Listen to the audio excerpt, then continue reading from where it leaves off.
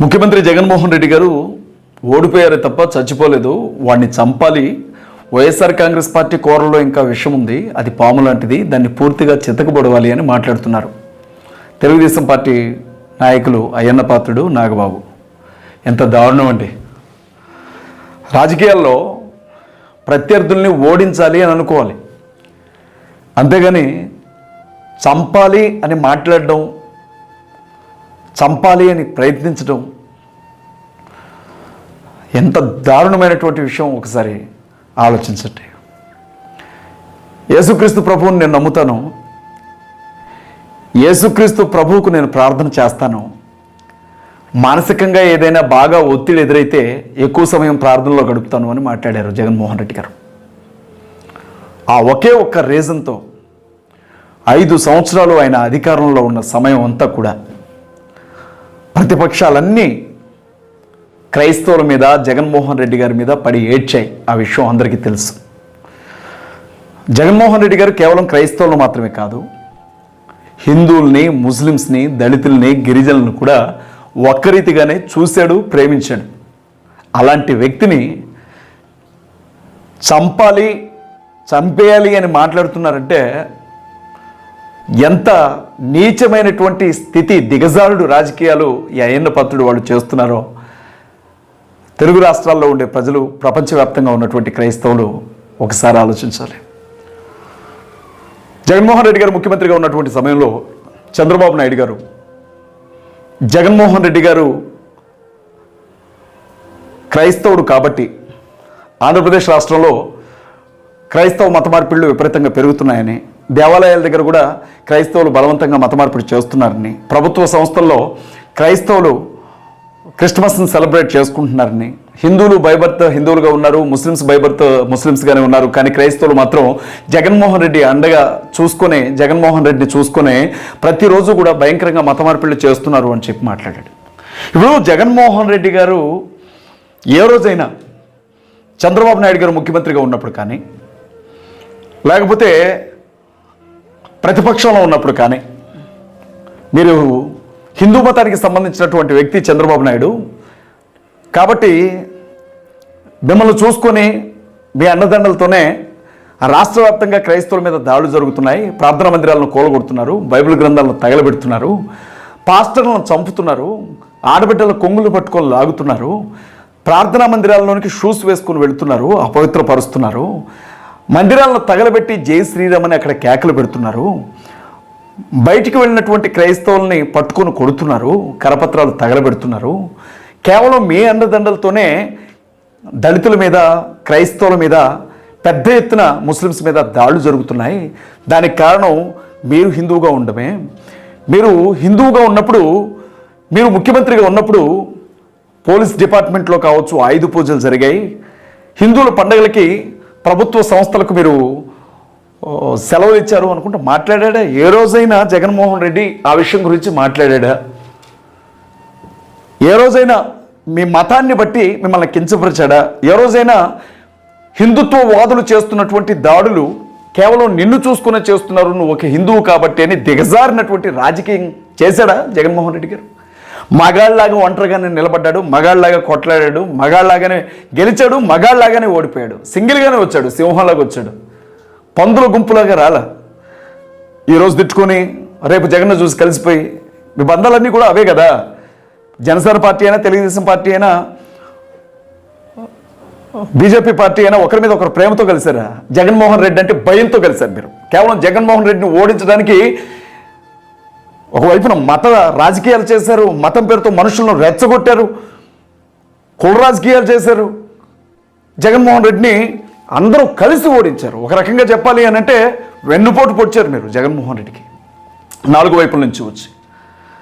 ఏ రోజు కూడా ఆయన మతం గురించి మాట్లాడాల. ఈరోజు మేము జగన్ గురించి ఎందుకు మాట్లాడాల్సి వస్తుంది అంటే, జగన్మోహన్ రెడ్డి నేను యేసుక్రీస్తుని నమ్ముకుంటాను అని చెప్పిన ఒకే ఒక్క కారణాన్ని బట్టి ఈరోజు రాజకీయ పార్టీలన్నీ కూడా ఆయన మీద గద్దలు వాలినట్లుగా వాళ్ళ ఆయన్ని రాబందులు పొడిచినట్లుగా పొడుస్తున్నాయని చివరికి ఓడించారు రాజకీయంగా. ఓకే, ఓడిపోయాడు, 5 సంవత్సరాలు ప్రతిపక్షంలో ఉంటాను, మీరు ఎన్ని ఇబ్బందులు పెట్టినా నేను పడతాను అవసరమైతే మళ్ళీ నేను ప్రజల దగ్గరికి వెళ్ళి సరి చేసుకుంటాను, మళ్ళీ నేను గెలుస్తాను, నాకు వయసు ఉంది అని మాట్లాడినటువంటి ఆ వ్యక్తిని ఓడిపోయాడు, వాడు ఓడిపోతే సరిపోదు, వాడిని చంపాలి అని మాట్లాడడం ఎక్కడ సంస్కారం అది?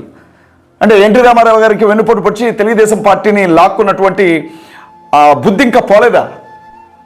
ఎదురుగా ఉన్నటువంటి వ్యక్తి బలవంతుడైతే నువ్వు కూడా బలాన్ని పెంచుకొని పోటీకి నిలబడాలి, అంతేగాని చంపేస్తావా? అంటే విజయ్ అయ్యన్న పాత్రుడు నాగబాబు మాట్లాడినా లేకపోతే చంద్రబాబు నాయుడు పవన్ కళ్యాణ్ గారు ఇంట్లో కూర్చొని మాట్లాడుకుంటున్నారు ఈ మాటల్ని?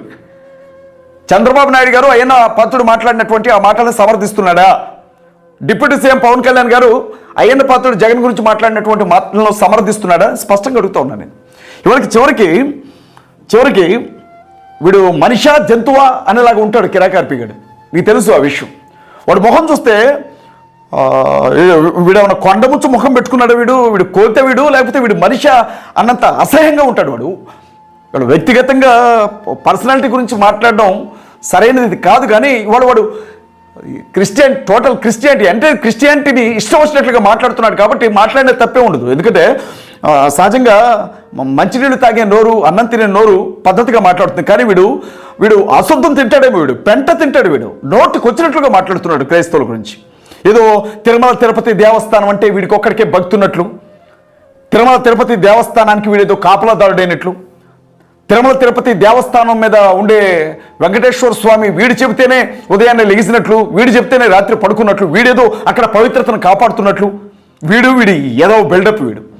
క్రైస్తవులట తిరుమల తిరుపతి దేవస్థానం మీద గుట్కాలు నవ్వుతున్నారట. క్రైస్తవులు తిరుమల తిరుపతి దేవస్థానం మీద కొండ మీద మటన్ కొట్టుకొని తింటున్నారట, సిగరెట్లు తాగుతున్నారట, మద్యం తాగుతున్నారంట. అక్కడ అన్యమతస్తులట క్రైస్తవులు 25,000 మందిని జగన్మోహన్ రెడ్డి కొండల మీద దించేశారట. అసలు నోరైనా అది?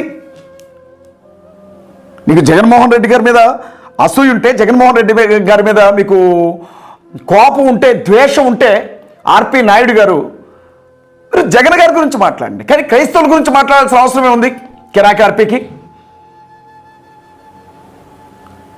అంటే క్రైస్తవులు మనమేమన్నా వాళ్ళు పట్టించుకోరు, పాపం శత్రువును కూడా క్షమించమని చెప్తారు. మనం ఏం మాట్లాడినా మాట్లాడచ్చు. మన గురువు చంద్రబాబే మాట్లాడాడు. పవన్ కళ్యాణ్ గారు కూడా నదుల దగ్గర మత మార్పిళ్ళు చేస్తున్నారు, బాప్తిస్మాలు ఇస్తున్నారు అనుకుంటా నోటుకొచ్చినట్లుగా మాట్లాడాడు. వాళ్ళు మాట్లాడితే వాళ్ళు ముఖ్యమంత్రి అయ్యాడు ఒకడు, ఉప ముఖ్యమంత్రి అయ్యాడు ఇంకొకడు. నేను మాట్లాడితే రేపొద్దున ఎమ్మెల్యే అవుతాను నేను, ఈ జబర్దస్తులోంచి నన్ను గెంటేశారు, చేపల పులుసు వ్యవహారం దెబ్బకొట్టేలాగా ఉంది, ఆర్పీని కాదు నేను ఆర్పీ నాయుడిని అనుకుంటా ఇవాళ జగన్మోహన్ రెడ్డి మీద ఉన్న కసిని క్రైస్తవుల మీద చూపించాలని వీధి కుక్క మొరిగినట్లుగా, పిచ్చి కుక్క మొరిగినట్లుగా, ఊరపంది గాడి తెరిచినట్లుగా అరుస్తున్నాడు వీడు. అంటే మాట్లాడేవాడు ఎవడు లేడనుకుంటున్నాడు వీడు.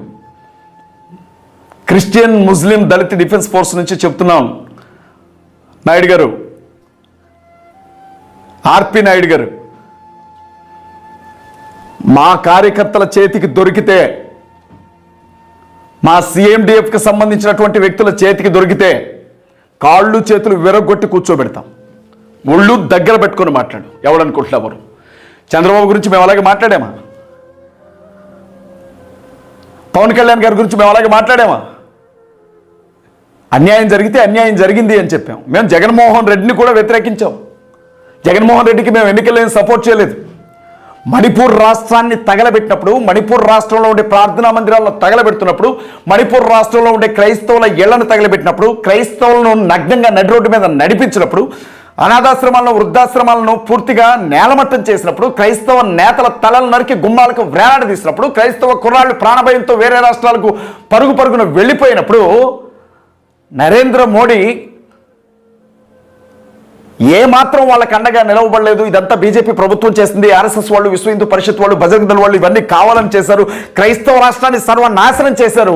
అలాంటి సమయంలో సెంట్రల్లో కాంగ్రెస్ పార్టీ అవిశ్వాస తీర్మానం పెడితే జగన్మోహన్ రెడ్డి గారు బీజేపీకి మద్దతు ప్రకటించారని ఆ ఒకే ఒక్క కారణాన ఆయన క్రైస్తవుని అని చెప్పిన, క్రైస్తవులకు అండగా నిలబడుతున్నాను అని తెలిసిన, ఆయన క్రీస్తును ప్రేమిస్తాడని తెలిసిన, పాస్టర్స్కి సపోర్ట్ చేస్తున్నాడని తెలిసిన, దళితుల్ని, గిరిజనుల్ని, బీసీలను కూడా గుండెలకు అద్దుకుంటాడని తెలిసిన ఆయన మేము ఎదిరించావు.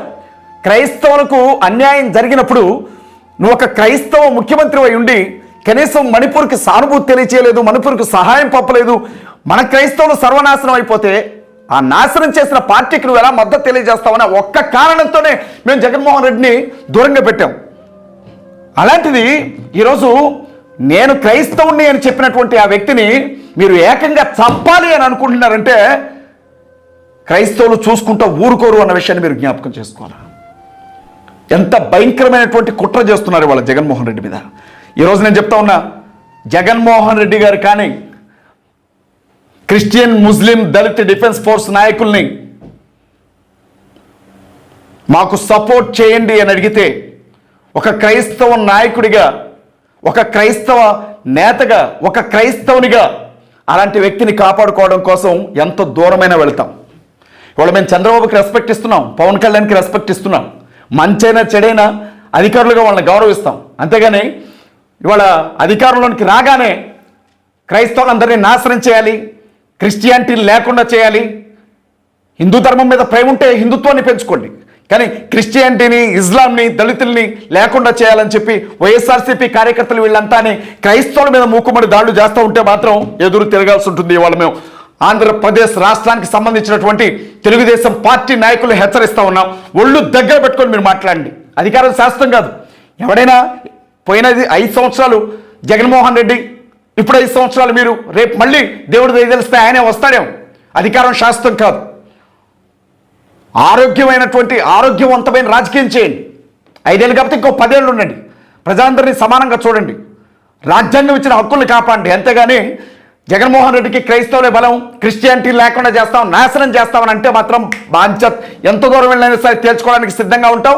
జగన్మోహన్ రెడ్డిని కాపాడుకోవడానికి, ఆయన ప్రాణాన్ని కాపాడడానికి అవసరమైతే ఆయన చుట్టూ రక్షణ కవచంలాగా మేము నిలవబడాల్సి ఉంటుంది. ఈ విషయాన్ని మీరు గుర్తుంచుకోవాలి. శత్రువులు కూడా ప్రేమించే మేము, నేను క్రైస్తవునని చెప్పిన జగన్ని చంపుతానంటే మీరు ఎలా చూసుకుంటూ ఊరుకుంటామని అనుకుంటున్నారు. జాగ్రత్త. జగన్ గారి మీద ఉన్న కోపం క్రైస్తవం మీద ఉన్నటువంటి ద్వేషాన్ని జగన్ మీద చూపించాలి అనుకుంటే మాత్రం సరైనటువంటి సమాధానం చెప్తాం.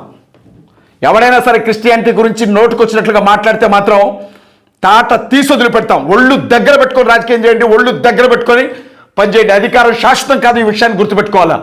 మీ అందరికీ నా హృదయపూర్వకమైన వందనాలు.